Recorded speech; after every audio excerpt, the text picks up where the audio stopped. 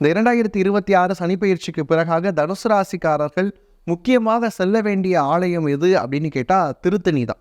ஏன்னா திருத்தணி அப்படின்னு பார்த்தீங்கனால அங்கே இருக்கக்கூடிய முருகனுக்கு இன்னொரு சிறப்பு என்னென்னா, படியேறி போய் பார்க்குறோம் இல்லையா? அந்த படிகளுடைய எண்ணிக்கை அப்படின்னு பார்த்தீங்கன்னா 365 படிகள். அதாவது கிட்டத்தட்ட ஒரு வருஷத்தில் நமக்கு இருக்கக்கூடிய நாட்களுடைய எண்ணிக்கை. இப்போ ஒரு நாளும் எனக்கு இனி வரக்கூடிய காலகட்டத்தில் இந்த வருஷத்தில் ஒரு நாளும் சிறப்பாக இருக்கணும் முருகா அப்படின்னு சொன்னால் கண்டிப்பாக எங்கே போகணும் அப்படின்னா திருத்தணிக்கு போய் வழிபடணும். இல்லை இன்னொரு விஷயம் என்ன அப்படின்னு பார்த்தீங்கன்னா, அங்கே இருக்கக்கூடிய முருகன் இருக்கிறார் இல்லையா, அவருக்கு இந்த நெஞ்சம் பகுதி இருக்கு இல்லையா, இந்த இடத்துல ஒரு பள்ளம் இருக்கும்.